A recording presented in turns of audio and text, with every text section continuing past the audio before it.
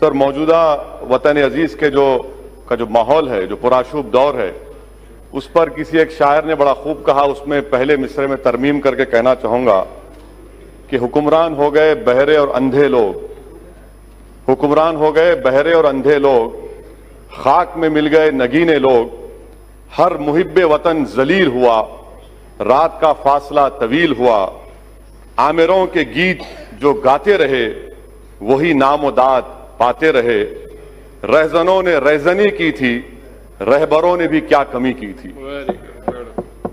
जनाब चेयरमैन साहब, सदर जमहूरिया के खुतबे में खारिजा पॉलिसी के बारे में कहा गया कि नेबरहुड फर्स्ट। इसकी नाकामी का अंदाजा इस बात से लगाया जा सकता है सर कि नेपाल एक मुल्क है जो हमारे बहुत करीबी ताल्लुकात हमारे भारत से रहे हैं।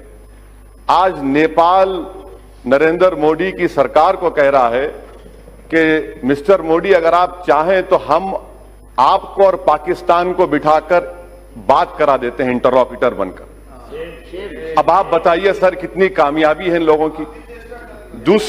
दूसरी इनकी कामयाबी देख लीजिए सर, या इनकी नाकामी, और भारत की नहीं बल्कि इनकी सरकार की नाकामी, कि अमेरिका के कांग्रेस में और सेनेटर्स ने हमारे मुल्क के ऊपर कई हियरिंग्स किए, कई रिमार्क्स किए, कई मोशंस पास किए। इतना वजीर आजम ट्रंप से बगलगीर हुए, ऐसा लग रहा था पिछले बार कि शायद बकरीद और रमजान के ईद के गले मिल रहे हैं। उसके बावजूद भी अमेरिका के कांग्रेस और सेनेटर्स भारत की पॉलिसी के ऊपर तनकीद पे तनकीद कर रहे हैं। इससे आपकी कामयाबी अंदाजा होता है। तीसरी बात सर, यूरोपियन पार्लियामेंट में भारत के खिलाफ रेजोल्यूशन मूव हो गया। ये आपकी कामयाबी या नाकामी आप खुद अंदाजा लगा लीजिए।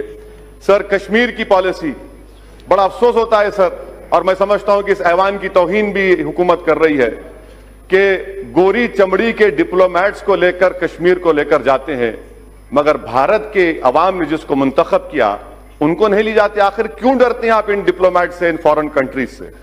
क्यों उनकी खुशामद कर रहे हैं? क्यों उनके पैरों पर गिरकर आप बता रहे हैं चलिए कश्मीर, और हम जाना चाहते तो नहीं जा सकते?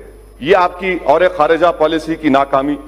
सर, और एक मिसाल दे रहा हूं सर, एफएटीएफ में जापान जो हमारा मुल्क दोस्त रहा, उसने पाकिस्तान के हक में वोट दे दिया, अमेरिका दे दिया।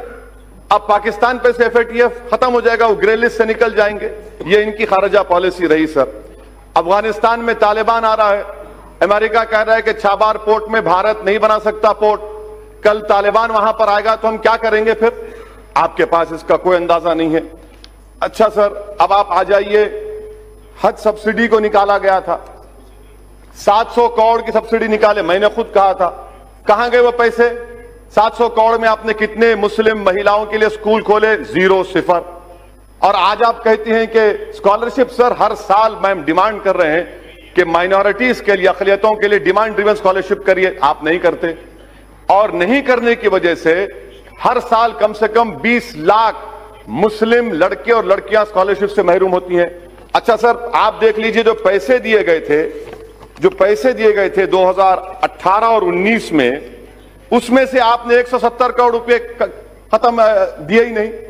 19-20 में आपने नवंबर तक सिर्फ 27% पैसे रिलीज किए, और फिर आप बड़ी बड़ी बातें करते। हुनर हाट का जिक्र सदर जमहूरिया ने किया, इसमें भी झूठ सर। झूठ का अंदाजा लगाइए कि खुद गवर्नमेंट का मैंने आरटीआई एप्लीकेशन डाला जिसमें कहा गया कि 2018-19 में खाली 12,000 के करीब आर्टिजन्स को, 1,227 आर्टिजन्स को हुनर हाट में ट्रेनिंग दी गई। आप कहते हैं हजारों, ये आरटीआई की एप्लीकेशन है। सर, तीसरी जो अहम बात मैं आपके सामने जिक्र करना चाह रहा था कि theory of separation of powers, ये हमारे हर जमहूरियत के लिए बुनियाद होती है, मगर 5.5 साल में तो थ्योरी ऑफ सेपरेशन पावर्स की धज्जियां नहीं बल्कि उसको निस्तनाबूद कर दिया गया। कोई चीज आजाद नहीं है आज। थ्योरी ऑफ सेपरेशन पावर्स खत्म होकर सेंट्रलाइजेशन ऑफ पावर्स बन चुका है। यहां पर एक ही शख्स के हाथ में पूरा पावर आ चुका है। जो सेपरेशन ऑफ पावर्स में अदलिया थी, लेजिस्लेचर, एग्जीक्यूटिव, अब लगता है कि एक ही फर्द में ये तमाम चीजें समा जा चुकी हैं, जो हमारी जमहूरियत के लिए बहुत बड़ा खतरा साबित हो रहा है सर। चौथी बात सर, जिसका जिक्र मैं आपके सामने करना चाह रहा हूं कि सरकार बार बार कहती है कि और सिटीजन अमेंडमेंट एक्ट, सर इस पार्लियामेंट की तारीख में यह पहला कानून बनाया गया जिसमें मजहब का नाम लेकर हिंदू, मुसलमान, बौद्ध, ईसाई, पारसी, कभी 70 साल में इस तरह का कोई कानून नहीं बना इस पार्लियामेंट में। वो भी बदनुमा दाग का एजाज आपको हासिल है कि आपने मजहब के नाम पर कानून बनाया। सर एनपीआर एनआरसी के बारे में आज एक सवाल के जवाब में हुकूमत ने कहा कि till now there is no decision NRC has been taken. Sir ये टिल नाउ का मतलब क्या है? सर ये टिल नाउ का मतलब क्या है? आज और कल होगा ना, कल होगा, परसों होगा नहीं, उसमें लिखा है अभी तक। अभी तक, कभी तक कभी नहीं लिखा हुआ है ना सर, अभी तक, टिल नाउ। सर अब आप देखिए सर, मैं आपके जरिए से गवर्नमेंट को कह रहा हूं, जी यस सर, मैं थम्स अप हूं, आप शेक्सपियर पढ़े हैं मुझे मालूम, और मैं आपको कह रहा हूं कि अभी सर मैं अभी हलवा और पूहा खा के आऊं इसलिए अच्छा बोल रहा हूं। हाँ तो सर ये एनपीआर और एनआरसी का मैं जिम्मेदारी के साथ अर्ज कर रहा हूं। प्रधानमंत्री जब जवाब देंगे, बल्कि मैं प्रधानमंत्री को जरा हिम्मत करके कह रहा हूं, आपको चैलेंज कर रहा हूं प्रधानमंत्री को, आप ये बता दीजिए कि एनपीआर एनआरसी क्या एक सिक्के के दो रुख नहीं है?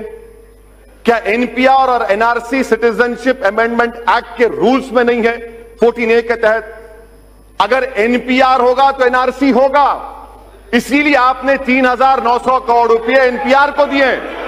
और एनपीआर, सर सुन लीजिए, एनपीआर के सर इन तमाम से पूछिए कि 2003 के रूल्स में कितने मर्तबा नेशनल पॉपुलेशन रजिस्टर लिखा गया है, कितने मर्तबा national register of Indian citizen लिखा गया है, इनको पता ही नहीं है। सर मैं आपके सामने कह रहा हूं कि एनपीआर होगा तो एनआरसी होगा, क्योंकि सेंसस अलग है, सेंसस अलग है, एनपीआर अलग है। आप एनपीआर जब करेंगे और उसमें 8 सवालात क्यों डाल रहे हैं आप, नए सवालात, क्या एनआरसी नहीं करेंगे? अच्छा ये और एक चार्ज, ये जवाब दे प्रधानमंत्री। दूसरी बात सुनिए, दूसरी बात, आप बोलना चाह रहे तो मैं बैठ जाऊं, आप बोलिए ना सर। सिटीजनशिप अमेंडमेंट, प्रधानमंत्री कहते हैं ये नागरिकता देता लेता नहीं है, ये देता भी और लेता भी है। उसकी मिसाल क्या है? आसाम। क्या आसाम में 5 लाख मुसलमान के नाम नहीं आए, वो बंगाली जबान बोलते? आसाम में 5 लाख बंगाली जबान बोले हिंदू हैं, आप बंगाली हिंदू को सिटीजनशिप देना चाहते हैं, आसाम के 5 लाख मुसलमानों को नहीं देना चाहते? क्या आसाम के असेंबली में आपने नहीं कहा, आपकी सरकार ने, सिटीजन अमेंडमेंट एक्ट ये है, एनपीआर होगा, नहीं घुसपैठी नहीं, घुसपैठियों का बाप हूं। सर सुनिए, एनपीआर होगा तो एनआरसी होगा। आसाम में जो घुसपैठी हैं, आसाम में जो घुसपैठी हैं, मुसलमान घुसपैठी हैं, बंगाली हिंदू नहीं है। सर मैं खत्म कर रहा हूं 2 मिनट में सर। ये तो एनपीआर एनआरसी में कोई फर्क नहीं है सर, एनपीआर एनआरसी एक ही है सर। एनपीआर होगा तो एनआरसी होगा। प्रधानमंत्री बता दें कि आसाम के 5 लाख बंगाली हिंदुओं को सिटीजनशिप नहीं मिलेगी CAA के तहत। सर आखिर में सर मैं आपको बताना चाहूंगा कि ये जो मुल्क में जो माहौल है, प्रधानमंत्री और गवर्नमेंट कह रही है क्यों हो रहा है एहतजाज? प्रधानमंत्री ने खुद कहा था कि मैं मुस्लिम महिलाओं का भाई हूं। आज मुस्लिम महिला उनके खिलाफ खड़ी है तो भाई को नाराजगी क्यों हो रही है, एहतजाज क्यों हो रहा है? सर ये जो लड़ाई है ना सर, ये हमारे वजूद और बका की लड़ाई है। अगर हम इसमें नाकाम हो जाते हैं तो हम खत्म हो जाएंगे। इसीलिए हम कह रहे हैं कि आप कैटेगोरिकली खड़े रहिए और खड़े रहकर कहिए, मौजूदा वतन में जो माहौल है सर, ऐसा माहौल है कि 1933 का जर्मनी का माहौल है, 1938 का जर्मनी का माहौल है, 1948 का 38 का मुसोलिनी का माहौल है। आज हर जगह पर अब सिर्फ बाकी क्या रह गया मालूम सर? बाकी हिटलर ने भी इन्हें सेंसस किया था, उसके बाद यहूदियों को गैस का चैम्बर में डाल दिया। मुसलो ने भी 1938 में सेंसस किया था, उसके बाद पूरी जायदाद रोमा और यहूदियों की छीन ली।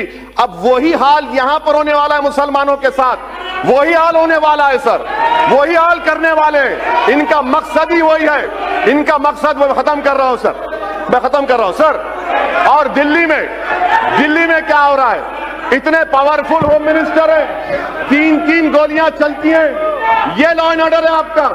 कैपिटल ऑफ द कंट्री में सर, कैपिटल सर खत्म करो 1 minute last, capital of the country में 3 गोलियां चलती हैं, गोली मारो देश के गद्दारों को, मारो मुझे, कहां मारते मारो, बताओ, मारो मुझे, हिम्मत है तुमको, मारो मुझे, मैं मरने तैयार हूं। सर ये बुज़दिल हैं, ये संविधान को खत्म करना चाहते हैं, भारत को हिटलर और मुसोलिनी का मुल्क बनाना चाहते हैं, इसलिए मैं इसकी मुखालिफत करता हूं सर। Thank you sir.